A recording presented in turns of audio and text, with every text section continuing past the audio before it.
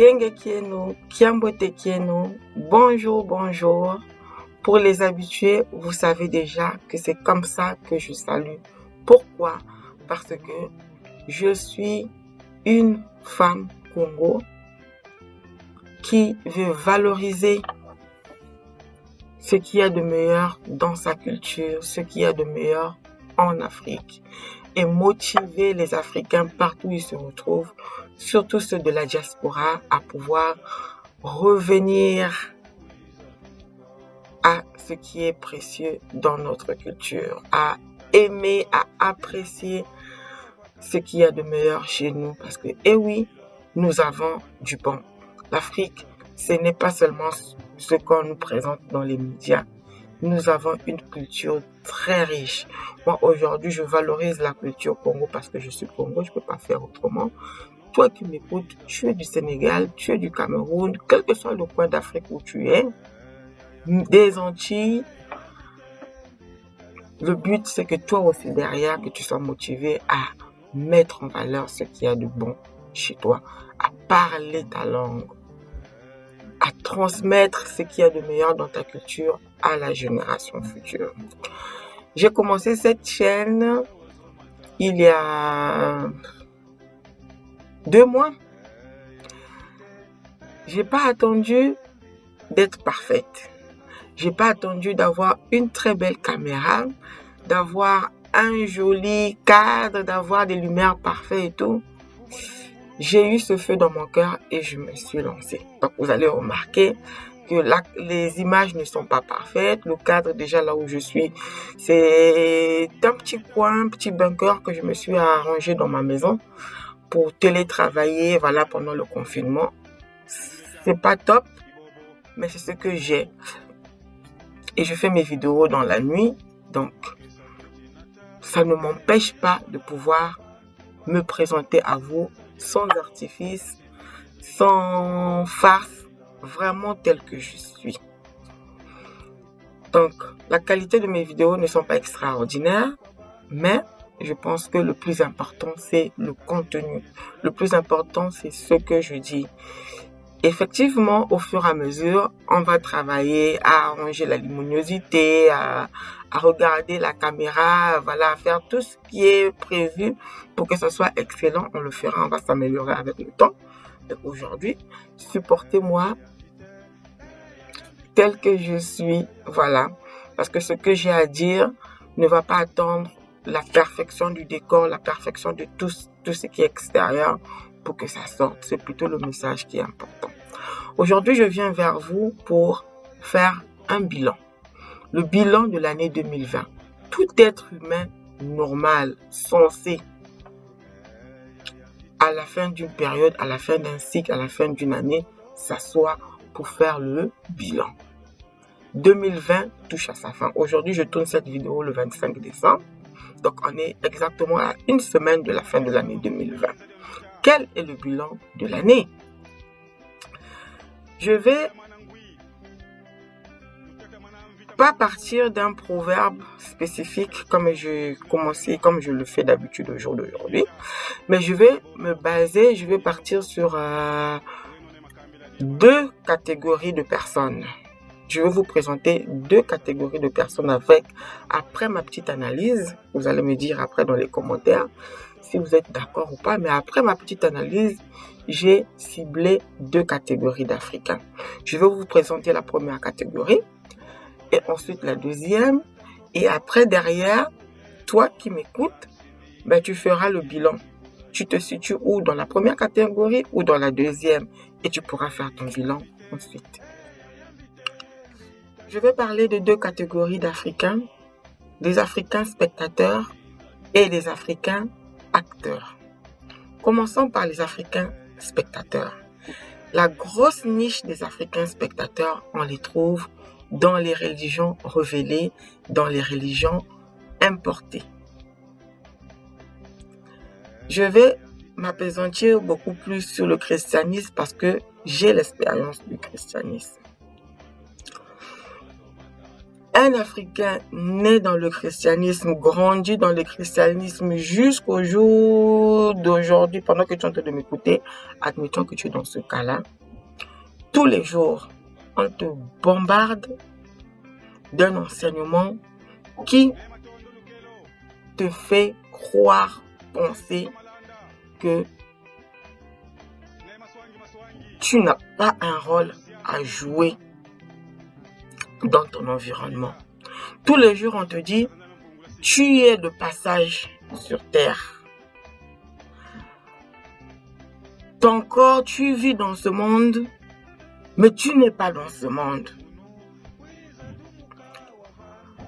Tu vis sur terre, mais ton esprit est au ciel. Heureux les pauvres, car ils hériteront le royaume de Dieu. Il est plus difficile pour un riche d'entrer dans le royaume des cieux qu'à un pauvre. On va te parler du pauvre Lazare et du riche qui est allé brûler en enfer et le pauvre qui est allé au paradis. Ça, je n'ai cité que quelques-uns. Mais si tu as l'expérience du christianisme, tu sais qu'il y a des tonnes et des tonnes de prédications qui peuvent sortir rien que de ce que je viens de citer. Tous les jours, quand tu baignes dans ce genre d'enseignement, qu'est-ce que ça fait de toi? Ça fait de toi un Africain spectateur. Ça sert à rien. Franchement, ça sert à rien. Si vraiment c'est vrai, ça sert à rien. Pourquoi aller faire des grandes études? Pourquoi chercher à comprendre ce qui ne va pas dans ton environnement? Pourquoi chercher à améliorer ton cadre de vie, le cadre de vie de tes citoyens, alors même que demain, dans 2 matins, Jésus revient, tu vas au ciel? Rien ne va te pousser à te surpasser. Aujourd'hui, tu marches à pied, tu ne vas pas réfléchir à fabriquer un appareil qui va te pousser à aller plus vite, voilà, à améliorer vraiment cette situation difficile, parce que dans ta vie, de toute façon, ça sert à rien. J'irai au ciel, je suis de passage, voilà. Ça te met dans une position, mais vraiment, vraiment de spectateur. Spectateur d'abord, même pour ta propre vie, pour l'avenir de tes enfants, pour ton pays, pour le continent africain, pour les gens de ta communauté. N'en parlons même pas. Tu n'es même pas là. Quand il faut que tu te mettes en train de prier, regarde les sujets de prière que tu as. Les sujets de prière qu'on nous enseigne, qu'on nous donne. Que pour toi, que pour ton ventre. Que pour ce que tu vas manger, que pour ton mariage, que pour ton foyer, que pour ta voiture, que pour ton travail. Que pour toi, que pour ton ventre. Même prier, même pour ton frère qui est à côté de toi, qui est assis sur le même banc de l'église que toi, c'est pas ton sujet. Prier pour même que non, pour que ton pays puisse changer, pour que rien. On nous met vraiment dans une boîte. Ces enseignements nous mettent dans une boîte. Nous mettent dans un carcan. Nous mettent dans une prison, je veux le dire. Nous mettent dans une prison où tu regardes comment est-ce que la situation est en train de se détériorer autour de toi et tu es là. C'est pas grave. Jésus revient bientôt. Je vais aller au ciel. Le pire, c'est même si il y a une bombe qui éclate là où quelqu'un vient avec une arme, tu seras le premier à prendre la poudre d'escampette.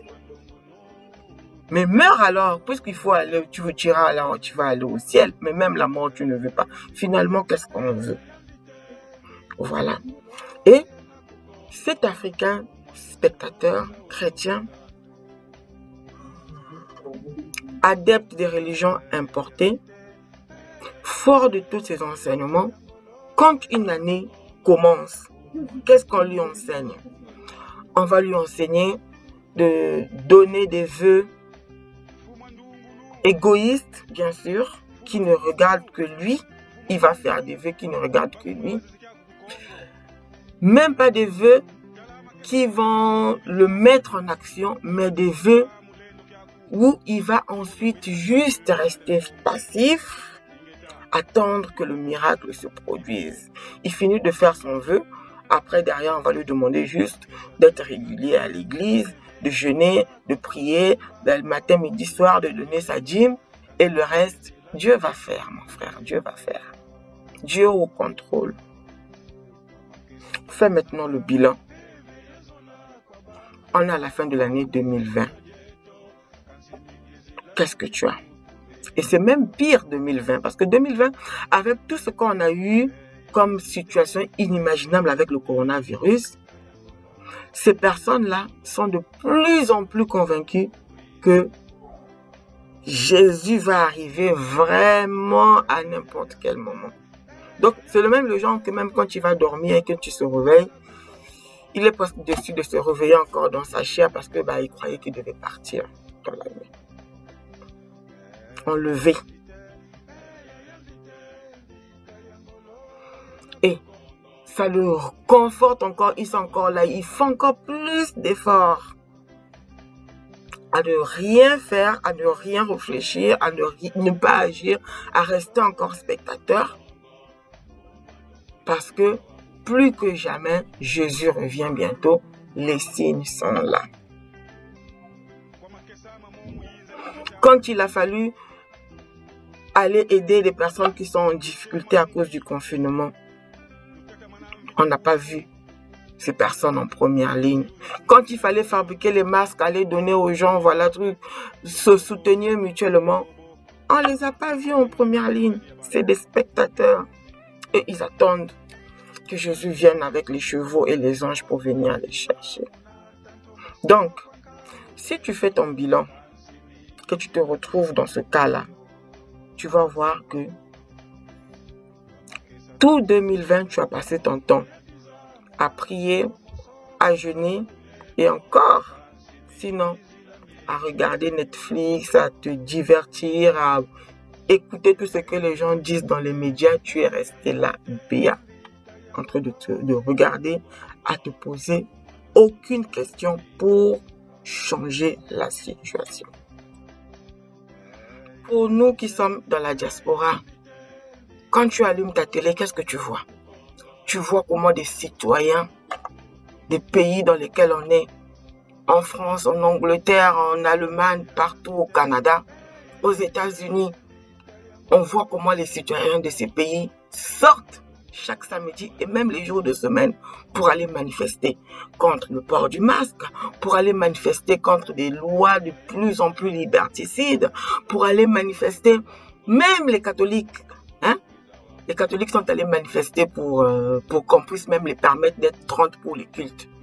Mais les chrétiens des églises de réveil, on vous a vu où? Nulle part. Là, on est en train de parler de vaccins. Des vaccins qui vont tuer les gens, des vaccins qui sont vraiment des vaccins qui vont faire plus de mal que de bien. Les gens sont en train d'aller manifester, les gens sont en train d'être actifs dans les réseaux sociaux, partout dans les rues, dans les manifestations. L'église, soi-disant l'église qui va demain être enlevée, l'église qui attend que Jésus vienne la chercher pour l'emmener, est-ce que vous les avez vus? Nulle part. Quelle action ils ont menée?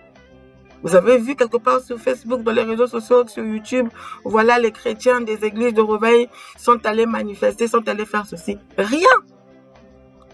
Donc, ils sont spectateurs, ils sont en train de regarder comment est-ce que nos libertés sont en train d'être tuées, comment est-ce que notre avenir est en train d'être compromise. Ils sont spectateurs. Ils sont en train de subir. Si demain on a dit, mettez le masque, ils mettent. Mettez les masques aux enfants dès 2 ans, ils vont mettre. Vaccinez-vous avec le vaccin qui va changer le génome humain, le vaccin de Pfizer. Ils vont aller se faire vacciner. Le comble, c'est que même il y a certains enseignements qui disent que, soi-disant, la marque de la bête, ça sera à travers la puce.